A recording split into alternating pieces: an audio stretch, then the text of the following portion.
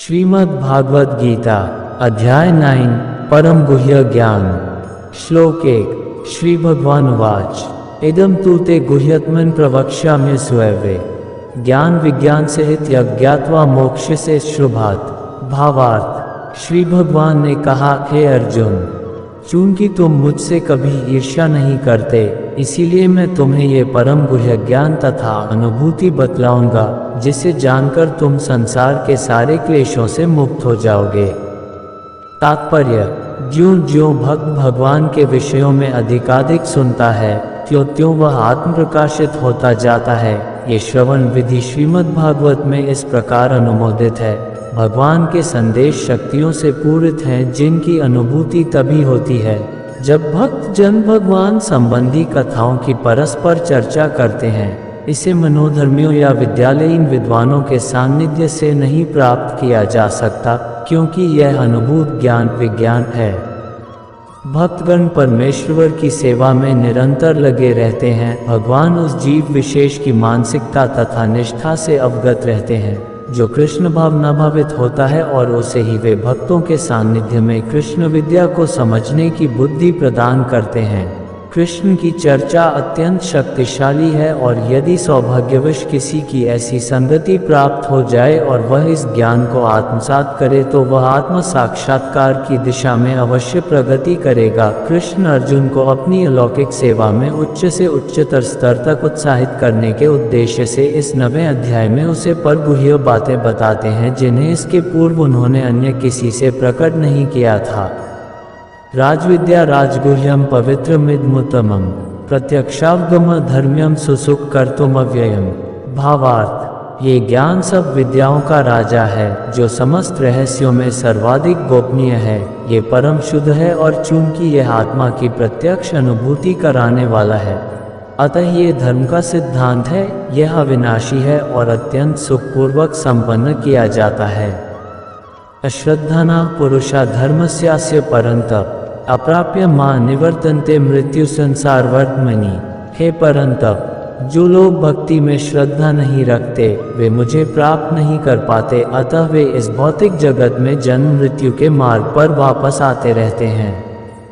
श्रद्धाविहीन के लिए भक्ति योग पाना कठिन है, यही इस श्लोक का तात्पर्य है। श्रद्धा तो भक्तों की संगति से उत्पन्न की जाती है। महापुरुषों से वैदिक प्रमाणों को सुनकर भी अभागे लोग ईश्वर में श्रद्धा नहीं रखते। वे झिझकते रहते हैं और भगवत भक्ति में दृढ़ नहीं रहते। इस प्रकार कृष्ण भावनामृत की प्रगति में श्रद्धा मुख्य है। चैतन्य चरितामृत में कहा गया है कि श्रद्धा तो वह पूर्ण विश्वास है कि परमेश्वर श्री कृष्ण की ही सेवा द्वारा आर्य सिद्धि प्राप्त की जा सकती है। यही वास्तविक श्रद्धा है। मया ततमिद सर्वं जगदव्यक्तमूर्तिना मत्स्थानि सर्वभूतानि न चाहम तेष्वस्थितः। अर्थात ये संपूर्ण जगत मेरे अव्यक्त रूप द्वारा व्याप्त है। समस्त जीव मुझ में हैं, किंतु मैं उनमें नहीं हूँ।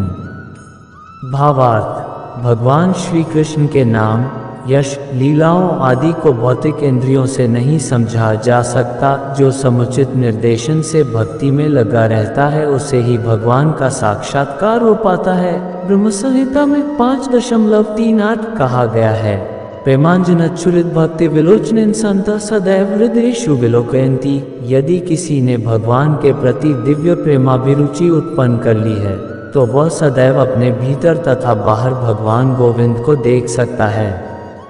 न च मत्स्थानि भूतानि पश्य मे योगमैश्वरम भूतभुन च भूतस्थो ममात्मा भूत भावना। अर्थात तथापि मेरे द्वारा उत्पन्न सारी वस्तुएं मुझ में स्थित नहीं रहती। जरा मेरे योग ऐश्वर्य को देखो। यद्यपि मैं समस्त जीवों का पालक भरता हूँ और सर्वत्र व्याप्त हूँ, लेकिन मैं इस विराट अभिव्यक्ति का अंश नहीं हूँ। मैं सृष्टि का कारण स्वरूप हूँ। भावार्थ। भगवान का कथन है कि सब कुछ उन्हीं पर आश्रित है। मत्स्थानि सर्वभूतानि, इसका अन्य अर्थ नहीं लगाना चाहिए। भगवान जगत के पालन तथा निर्वाह के लिए प्रत्यक्ष रूप से उत्तरदायी नहीं है। कभी कभी हम एक रोमन देवता को अपने कंधों पर गोला उठाए देखते हैं। वह अत्यंत थका लगता है और इस विशाल पृथ्वी लोक को धारण किए रहता है। हमें किसी ऐसे चित्र को मन में नहीं लाना चाहिए जिसमें कृष्ण का इस सृजित ब्रह्मांड को धारण किए हुए हों। उनका कहना है कि यद्यपि सारी वस्तुएं उन पर टिकी हैं, किंतु वे पृथक रहते हैं, सारे लोक में तैर रहे हैं और यह अंतरिक्ष परमेश्वर की शक्ति है, किंतु वे अंतरिक्ष से भिन्न हैं, वे पृथक स्थित हैं। अतः भगवान कहते हैं, यद्यपि ये सब रचित पदार्थ मेरी अचिंत्य शक्ति पर टिके हैं, किंतु भगवान के रूप में मैं उनसे पृथक हूँ। ये भगवान का अचिंत्य ऐश्वर्य है। यथाकाश स्थितो नित्यम वायु सर्वत्र गो महान तथा सर्वाणि भूतानि मत्स्थानीत्युपधार्य, अर्थात जिस प्रकार सर्वत्र प्रवहमान प्रबल वायु सदैव आकाश में स्थित रहती है, उसी प्रकार समस्त उत्पन्न प्राणियों को मुझ में स्थित जानो। भावार्थ, सामान्य जन के लिए ये समझ पाना कठिन है कि इतनी विशाल सृष्टि भगवान पर किस प्रकार आश्रित है, किंतु भगवान उदाहरण प्रस्तुत करते हैं जिससे हमें समझने में सहायता मिले। आकाश हमारी कल्पना के लिए सबसे महान अभिव्यक्ति है और उस आकाश में वायु विराट जगत की सबसे महान अभिव्यक्ति है। वायु की गति से प्रत्येक वस्तु की गति प्रभावित होती है, किंतु वायु महान होते हुए भी आकाश के अंतर्गत ही स्थित रहती है, वह आकाश से परे नहीं होती। इसी प्रकार समस्त विचित्र विराट अभिव्यक्तियों का अस्तित्व भगवान की पर इच्छा के फलस्वरूप है और वे सब इस परम इच्छा के अधीन हैं। जैसा कि हम लोग प्रायः कहते हैं, उनकी इच्छा के बिना एक पत्ता भी नहीं हिलता। इस प्रकार प्रत्येक वस्तु उनकी इच्छा के अधीन गतिशील है। उनकी ही इच्छा से सारी वस्तुएं उत्पन्न होती हैं, उनका पालन होता है और उनका संहार होता है। इतने पर भी वे प्रत्येक वस्तु से उसी तरह पृथक रहते हैं जिस प्रकार वायु के कार्यों से आकाश रहता है। सर्वभूतानि कौन्तेय प्रकृति यान्ति मामेकाम कल्पक्षये पुनस्तानि कल्पादौ विसृजाम्यहम्, अर्थात हे कुंती पुत्र, कल्प का अंत होने पर सारे प्राणी मेरी प्रकृति में प्रवेश करते हैं और अन्य कल्प के आरंभ होने पर मैं उन्हें अपनी शक्ति से पुनः उत्पन्न करता हूँ। भावार्थ, इस विराट भौतिक अभिव्यक्ति का सृजन, पालन तथा संहार पूर्णतया भगवान की परम इच्छा पर निर्भर है। कल्पक्षय का अर्थ है ब्रह्मा की मृत्यु होने पर ब्रह्मा 100 वर्ष जीवित रहते हैं और उनका एक दिन हमारे 4 अरब 30 करोड़ वर्षों के तुल्य है। रात्रि भी इतने ही वर्षों की होती है।